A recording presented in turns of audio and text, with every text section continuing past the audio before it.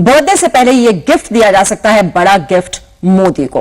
तो इस पर भी हम अपडेट्स लगातार आप तक पहुंचाते रहेंगे, लेकिन आज की जो अहम खबर है, सबकी नजरें टिकी हुई हैं दिल्ली की साकेत कोर्ट पर।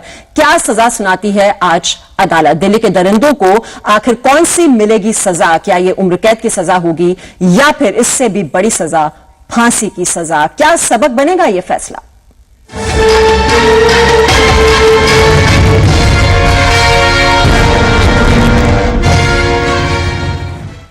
तो वो केस जिसकी गूंज दुनिया में सुनाई पड़ी, 16 दिसंबर के दिल्ली गैंगरेप केस में अदालत आज चारों दोषियों को सजा सुना सकती है। नजरें टिकी हुई हैं कि चारों को फांसी होगी या उम्र कैद। चारों आरोपी कोर्ट लाए जा चुके हैं और थोड़ी ही देर में उनकी सजा को लेकर बहस शुरू हो जाएगी। दिल्ली गैंगरेप केस में फास्ट ट्रैक कोर्ट ने कल चारों आरोपियों मुकेश सिंह, विनय शर्मा, पवन गुप्ता और अक्षय ठाकुर को दोषी करार दिया था। 7 महीने में 130 दिनों की सुनवाई के बाद कोर्ट ने चारों को हत्या की कोशिश, गैंगरेप, अप्राकृतिक दुष्कर्म, डकैती, सबूतों को नष्ट करने और साजिश रचने समेत सभी 13 मामलों में दोषी माना है। और ऐसे में इन चारों को कम से कम उम्र कैद या फांसी की सजा हो सकती है।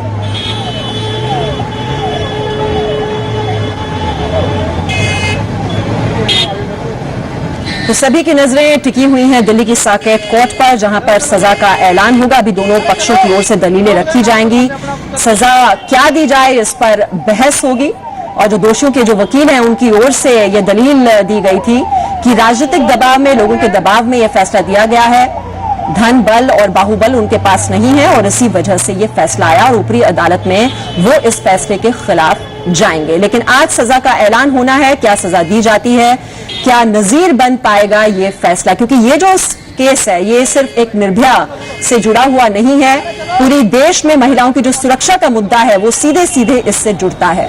और ये फैसले का असर क्या होगा, क्या सबक लिया जाएगा इस फैसले से, और क्या ये फैसला आने के बाद इस देश में महिलाएं और लड़कियां खुद को महफूज समझ पाएंगी, महसूस कर पाएंगी, वो सुरक्षा का एहसास हो पाएगा जिसकी दरकार है, जिसकी अपेक्षा की जा रही है इस फैसले के बाद? ये इस वक्त का अहम सवाल बना हुआ है। थोड़ी ही देर में दोषियों की सजा पर यह बहस शुरू होगी। गैंगरेप, हत्या, अप्राकृतिक सेक्स, डकैती, साजिश, किडनैपिंग के दोषी पाए गए थे ये चारों आरोपी। और इसी मसले पर चर्चा करने के लिए इस वक्त हमारे साथ स्टूडियो में जुड़ी हुई हैं सामाजिक कार्यकर्ता जगमती सांगवान, ब्यूटी एक्सपर्ट इशिका तनेजा हमारे साथ हैं, सुप्रीम कोर्ट के वकील विवेक नारायण हमारे साथ हैं और दिल्ली में दरिंदगी का एक और शिकार हुई 5 साल की गुड़िया के चाचा भी हमारे साथ जुड़ेंगे और गौरव शर्मा भी हमारे साथ जुड़े हुए हैं। सबसे पहले विवेक, आप बताएं, जिस तरह से 13 धाराओं में दोषी ठहराया गया इन चारों आरोपियों को कल दिल्ली की अदालत की ओर से, रेयरेस्ट ऑफ रेयर श्रेणी में ही रखेगी अदालत इसे? मेरा नाम संदीप दुबे है, गलत नाम आप ले रही हैं। चलिए संदीप जी, मेरा सवाल सबसे पहले आप ही से जुड़ा हुआ है और आप पहले भी हमारे साथ चर्चा में शामिल थे, तो ये बताएं कि रेयरेस्ट ऑफ रेयर श्रेणी में ही इसे रखा जाएगा या और कोई आपको गुंजाइश बनती हुई यहां पर नजर आती है? देखिए, जो ये केस है और जो केस की पृष्ठभूमि जिस तरह से तैयार हुई है, और 3 चीजें जो मैं बार बार कह रहा हूं कि इसमें 3 चीजें बहुत ही इंपॉर्टेंट है। जो एविडेंस पुलिस ने कलेक्ट किया, जिस तरह से एविडेंस कोर्ट के सामने प्रोड्यूस किया है, पहली बार ऐसा हुआ है पूरे केस में अभी तक भारतीय इतिहास में कि वीडियो कॉन्फ्रेंसिंग, वो भी फॉरेन से जो डॉक्टर थे सिंगापुर के, उनकी कॉन्फ्रेंसिंग की तरह उनकी गवाही ली गई है। उसके बाद जो लड़की के शरीर पे नाखून के निशान थे, राम सिंह का और एक उसमें और एक मुलजिम है जिसका नाम है अक्षय, तो उसको भी साइंटिफिक तरीके से उसकी पृष्ठभूमि तैयार की गई और मजबूत तरीके से कोर्ट में सरकार ने, यानी पुलिस ने और पुलिस के वकील ने बहुत संजीदगी से अपना पक्ष रखा है। और पूरे समाज की अगर हम बात करें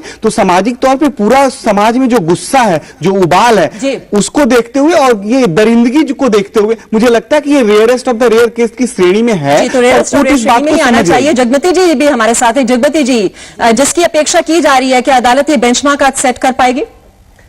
बिल्कुल, जिस तरह की जन भावनाएं हैं हमारे देश के अंदर और जिस तरह के इस केस के अंदर डाइंग डिक्लेरेशन है लड़की की तरफ से और आई विटनेस है और जिस तरह से इसमें पूरे देश के ध्यान को आकर्षित किया इस बर्बरता ने, हमें ये लगता है कि डेफिनेटली कोर्ट जो है वो इन सारी चीजों को कंसीडर करते हुए जो सीवियरेस्ट पनिशमेंट का प्रोविजन कोई हो सकता है इस तरह के क्राइम में, उसके साथ वो आएंगे सामने।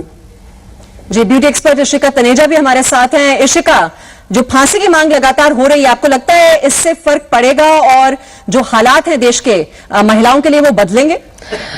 जी, मेरा मानना यह है कि सिर्फ फांसी की सजा आएगी तो एक एग्जाम्पल सेटिंग जरूर होगी, एक एग्जाम्पल हमारे को चाहिए सोसाइटी को कि एक्चुअली में अगर आप हमारी लाइफ ले रहे हैं तो आपकी लाइफ भी जा सकती है, आपकी लाइफ भी खतरे में है। बट मोस्ट इम्पॉर्टेंटली कि इस पूरी जो जर्नी है उसके अंदर जो जो एजुकेशन मिल रही है लोगों को, जो पॉलिटिकल एंड बाकी सोसाइटी के अंदर, पुलिस के अंदर, लॉज के अंदर जो चेंजेस आ रहे हैं वो बहुत जरूरी है। जो जर्नी है वो बहुत जरूरी है और उससे एक हिम्मत बढ़ रही है। पेरेंटिंग स्टाइल बदल रहा है, एजुकेशन स्टाइल बदल रहा है, स्कूल्स में बदल रहा है। हम अपने पार्लर्स में भी अब, क्योंकि हमारा विमेन रिलेटेड पूरा का पूरा पार्लर सेगमेंट है, उसके अंदर हम अपने क्लाइंट्स को, अपने स्टाफ को भी एजुकेशन दे रहे हैं। तो एक सोसाइटी में ऑल टुगेदर एक बदलाव आ रहा है।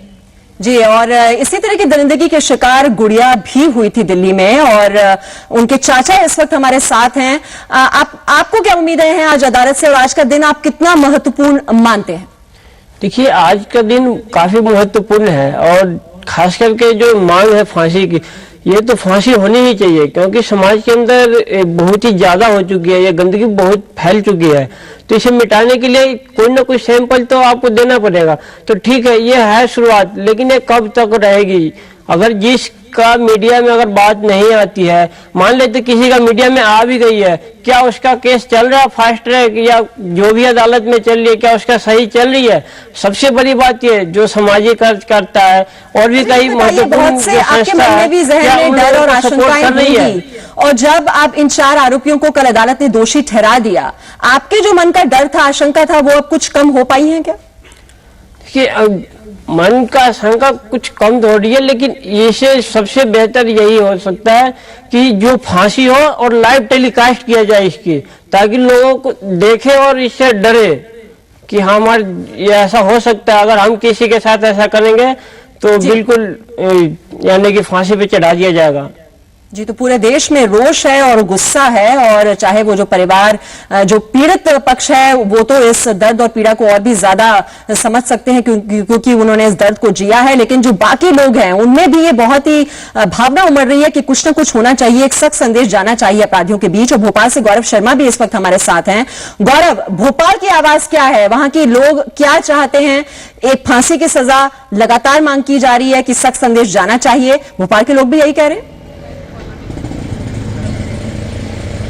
जी बिल्कुल, जिस तरीके से जब दिल्ली में यह दरिंदगी का केस हुआ था, पूरा देश दहल गया था। भोपाल में भी जगह जगह विरोध प्रदर्शन हुए थे।